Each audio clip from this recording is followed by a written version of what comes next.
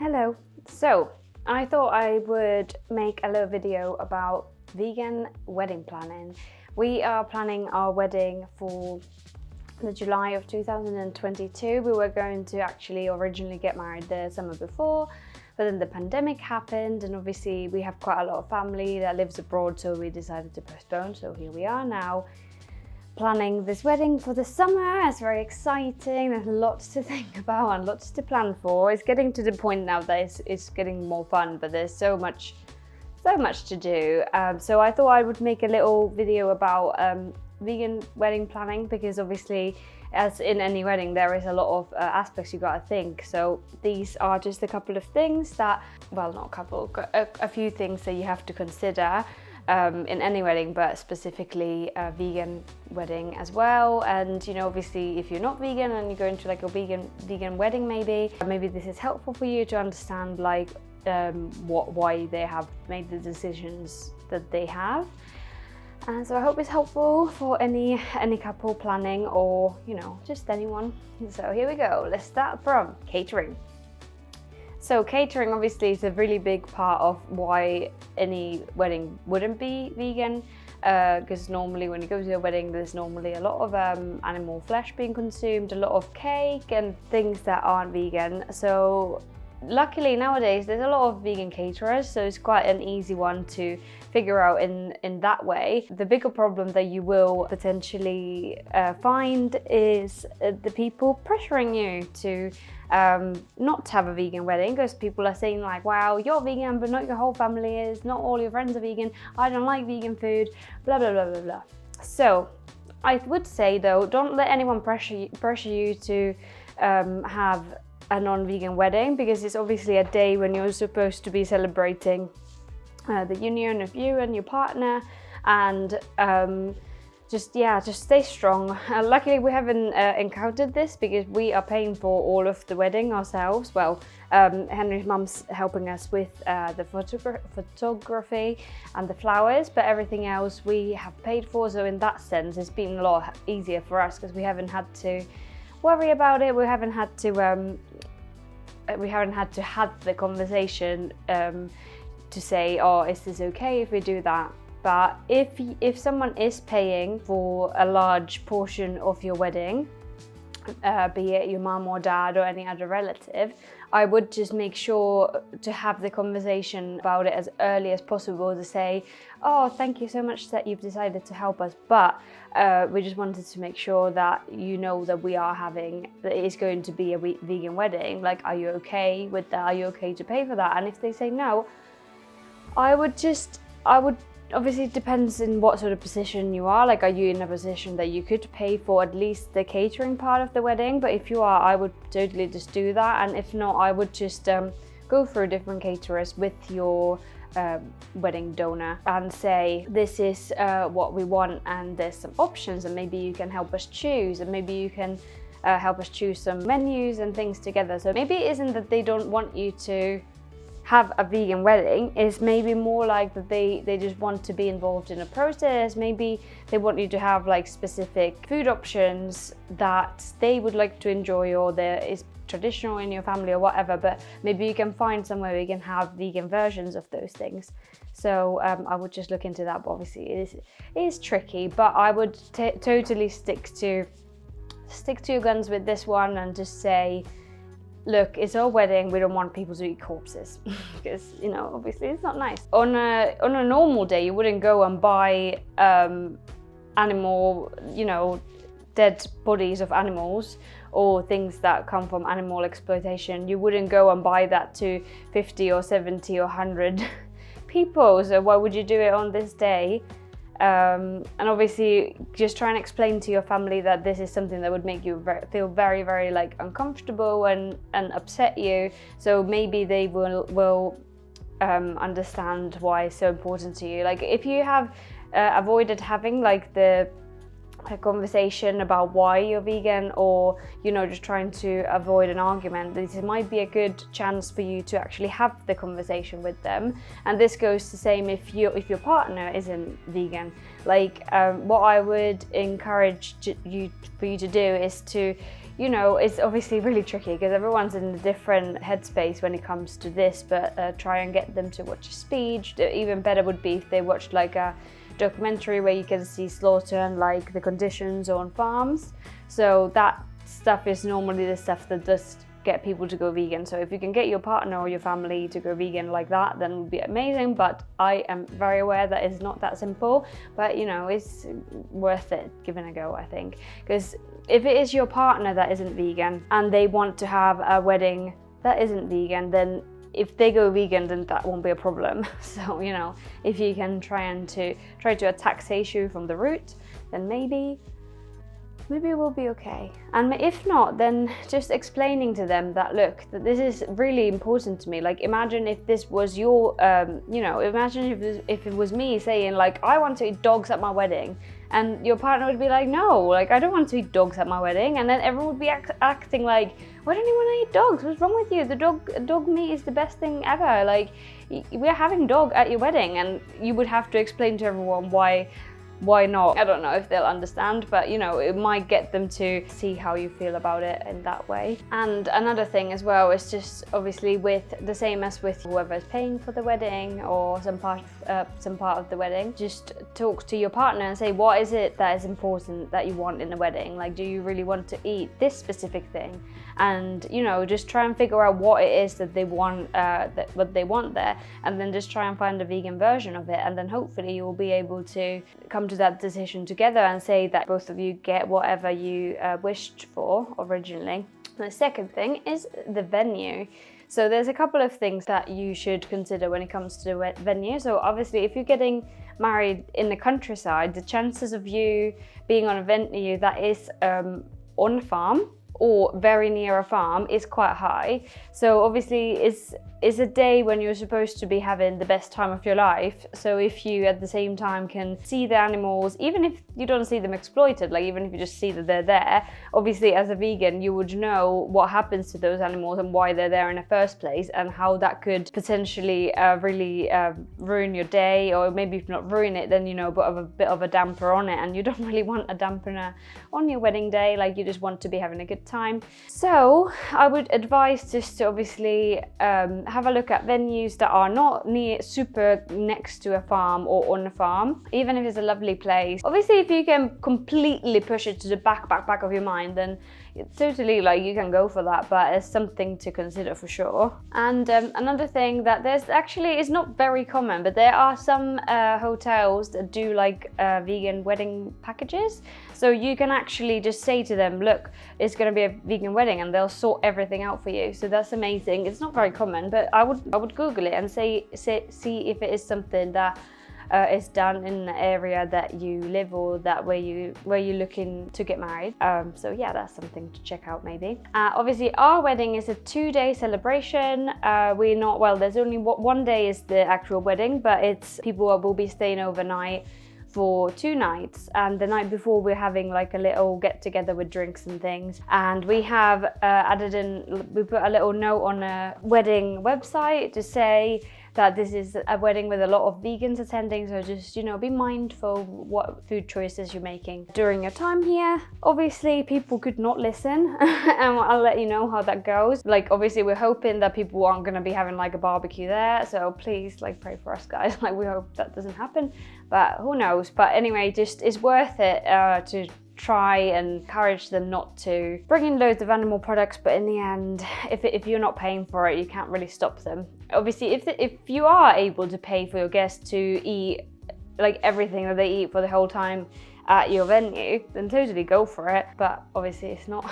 something that everyone can afford, definitely not something that we could. So that's why we've just asked people and hope for the best, but we'll see what happens. So then, third thing about drinks. So obviously it depends how you're having your drinks on the day. Are you having a bar? Are you bringing your own drinks?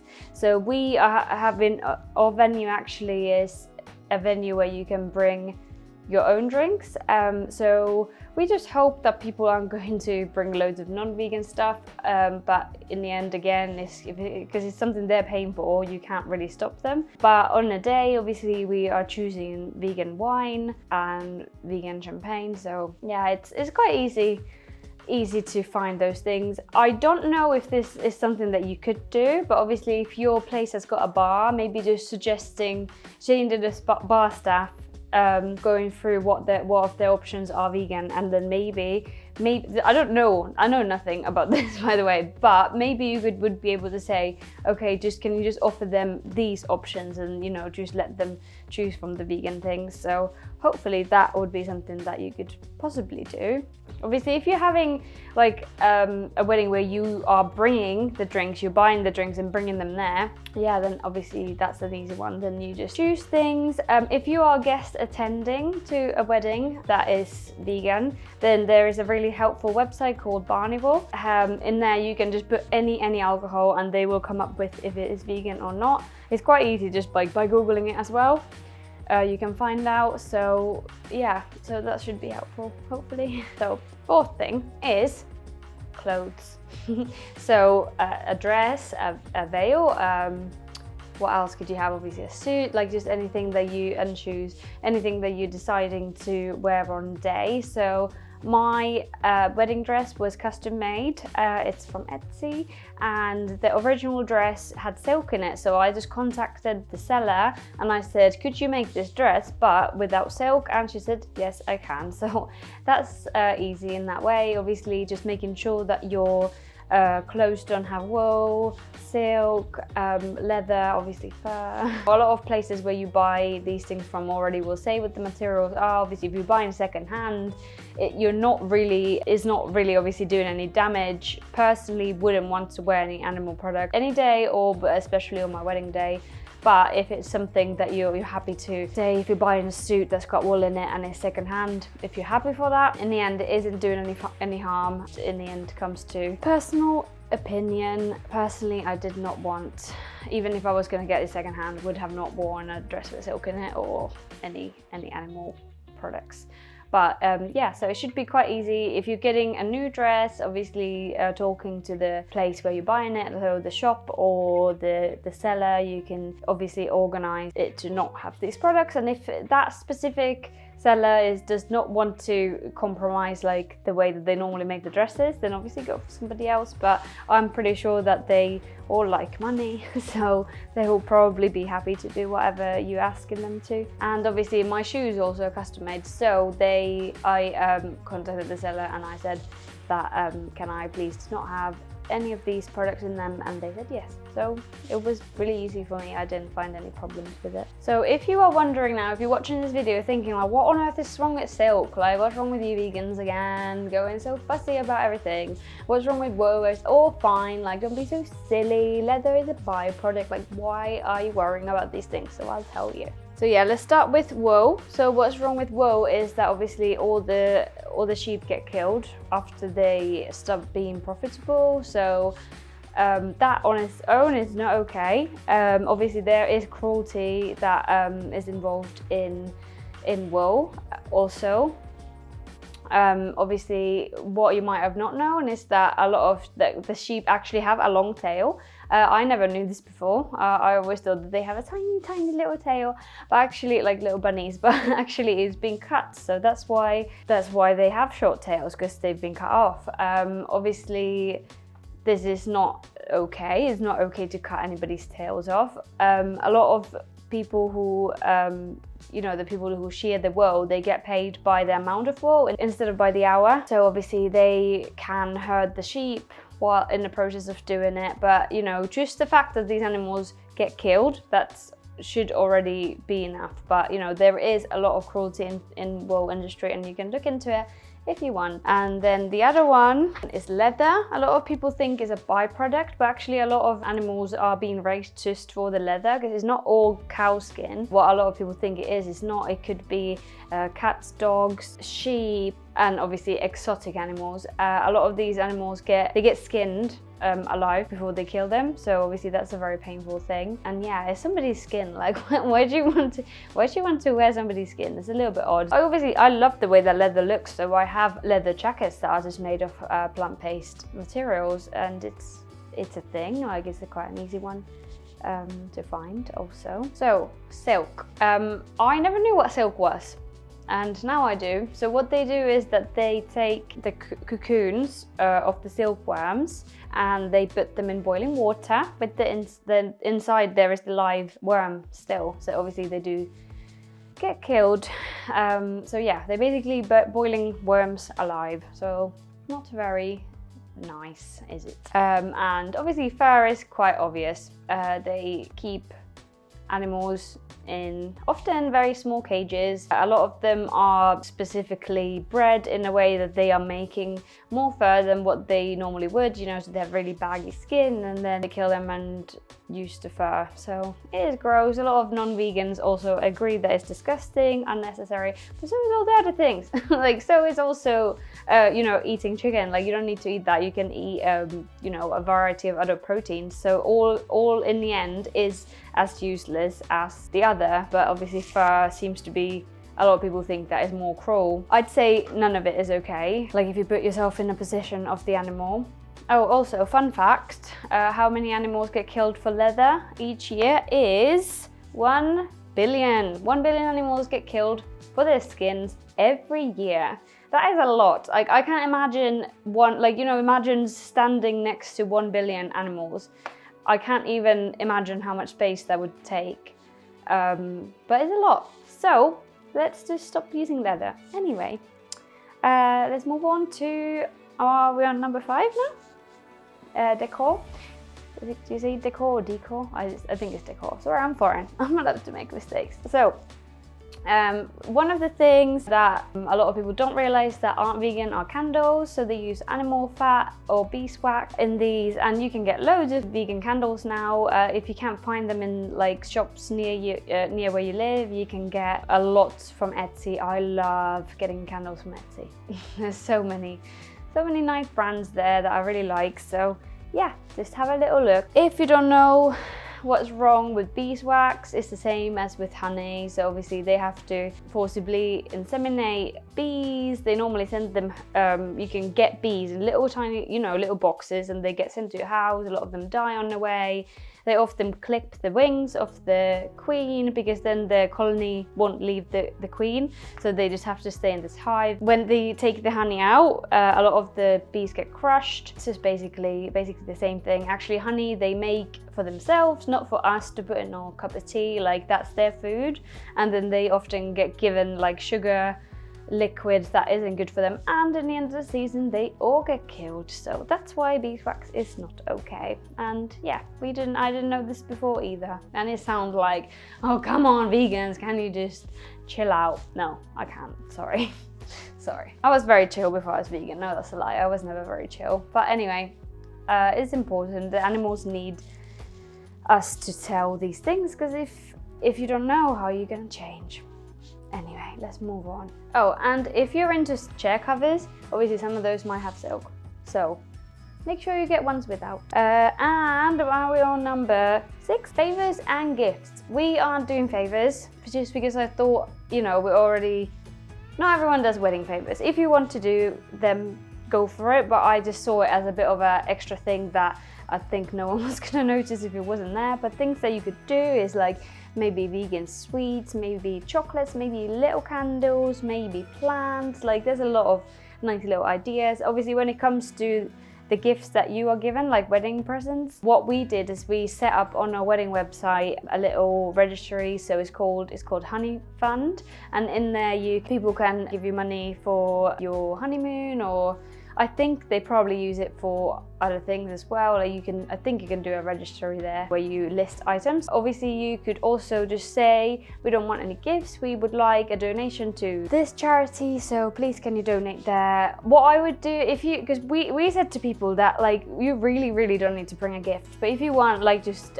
you know, a bit of help with the honeymoon wouldn't hurt. But what I would do is, if you really don't want presents, I would still give them an option, because if you don't give them an option, a lot of people love to give presents. Like, that's their way of expressing that they appreciate you or whatever, even if you don't want this stuff. The way that the materialistic world is, that a lot of people are obsessed with giving gifts. So I would give them an option. So even if you really don't want presents, I would still give them an option to do something, even if it is a donation to a charity, because otherwise they could just give you something that isn't vegan and they wouldn't realize, like for example like wine or anything that isn't vegan without them realizing, and then they would give that to you and you would take it and you'd be like, oh, thank you. So yeah, I would totally give them an option or something to get you. So 7, makeup and hair. There's a lot of vegan hairdressers and salons in general. So what I would do in general, and what we have done to find our caterer, to find I'm not having my makeup done, but the hairdresser, or if you're looking for makeup artists, if you're looking for a venue, just like ask in your local vegan group. Like if you go to Facebook, even if you're not like a fan of Facebook, there's a lot of specific vegan groups for the city or your area. So just ask in there, ask for like, oh, does anyone know vegan caterers, vegan cake makers, vegan this and that. Very easy to find nowadays. Even if it isn't a completely vegan hairdresser, there's a lot of them who are still happy to use vegan products on you on a day. So yeah, just definitely make use of the Facebook vegan groups, because they're really helpful. That's how we found our caterer, hairdresser, cake maker, and no, I think that was it. But you can use it for loads of things, so that's a top tip. And then one extra thing, just for anyone planning a wedding, just do what you want. Like, do as much of what you want as you can. Like, just try and get your parents or whoever's paying for it to understand that this is your day, this is what you want to do. Like, me and Henry really like whole foods and we like salady things. It's gonna be summer, like that's what, and we are having that. Like for a while I thought, oh, we need to give them like something that they really love, like, you know, make it seem very non-vegan, like get them loads of meat replacements, get loads of this, loads of that. And then we just thought, no, like it's our wedding, we're paying for the food. You know, for them it's just another wedding, for you is your wedding. So totally, as much as you can, do what you want to do. And yeah, just good luck with the wedding planning. It's quite a lot. You know, before we got engaged, I was always like, oh my god, I'm so excited, I'm so looking forward to it. And it has been fun, but there's so much to do and it's really exciting. Like, don't get me wrong, I don't want to sound like ungrateful here. But yeah, there's a lot to do. So I really hope this was a useful video for you if you're planning a vegan wedding, or if you're attending one, you know, just to help you understand a little bit of what might be useful tips and whatever. Yeah, did you plan a vegan wedding? How did it go? Like, I would love to, if anyone did, like just let me know in the comments. Are you going to a vegan wedding? Did you attend a vegan wedding as like a non-vegan? Like, let me know in the comments, please. And just don't forget to like and subscribe. And yeah, thank you so much for watching. Mwah.